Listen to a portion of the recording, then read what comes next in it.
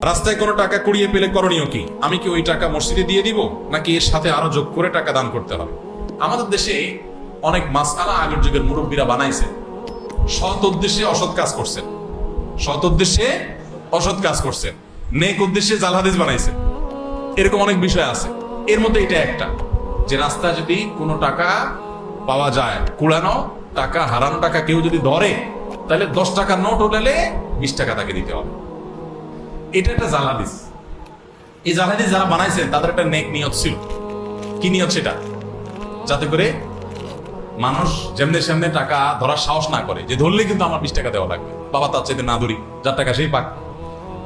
এরকম বহু নেক উদ্দেশ্যে জাল হাদিস বানাইছে। যেমন রাতে যে আমাদের খাবারের প্লেট, এটা খায়া পানি, ধোয়া পানি, আগে গ্রামের আমরা মাটির ঘরে, টিনের ঘরে থাকতাম, তো এটা বাহিরে ফেলানো যাবে না রাত্রে, তাইলে ক্ষতি হবে।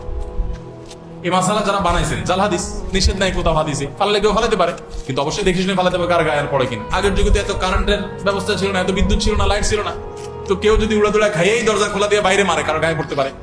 খোলাপান যেন এই কাম না করে, যেন বলছে খবরদার, এটা ফালানো যাবে না, ক্ষতি হয়ে যাবে। হ্যাঁ, ভাঙা প্লেটে খাওয়া যাবে না, ক্ষতি হবে। ভাঙা প্লেটের ভাঁজে ভাঁজে হয়তো ওইটা হয়তো কোনো প্লেটের দোকানদার হাদিস বানাইছে, যাতে করে কোনো কোনো প্লেট বিক্রি হয়। এই যে আরেকটা মাসালা আছে না এরকম, যে কি, যদি পড়ে কেউ বই খোলা রাখে, খোলাপান বই পড়ে খোলা রেখে চলে যায়, তাহলে কি হয়? শয়তানে পড়ে। শয়তানে পড়লে তো ভালো, শয়তান মানুষ হয়ে গেলে তো এটাই চাই আমরা, শয়তানে পড়লে তো ভালোই। আসলে তো তা না, রাতে হাত পায়ের নখ কাটা ঠিক না, কাটালে ক্ষতি হয়। আসলে করোনা দিতে কোথাও নিষেধ নেই, কেউ চাইলে কাটতে পারে, কিন্তু নিষেধ করছে কেন? হয়তো বা এই জন্য নিষেধ করছে যে আগে তো কারেন্টের লাইট ছিল না, আলো অন্ধকারের মধ্যে কাটবে, খোলাপান হাত পা কেটে ফেলবে, এই জন্য যার না কাটে, দিন আলো জন কাটে, জাল হাদিস বানাই দিচ্ছে। তো এরকম বহু জাল হাদিস আমাদের সমাজে আছে, যেগুলো আসলে ভিত্তি কোরআন হাদিসে নাই।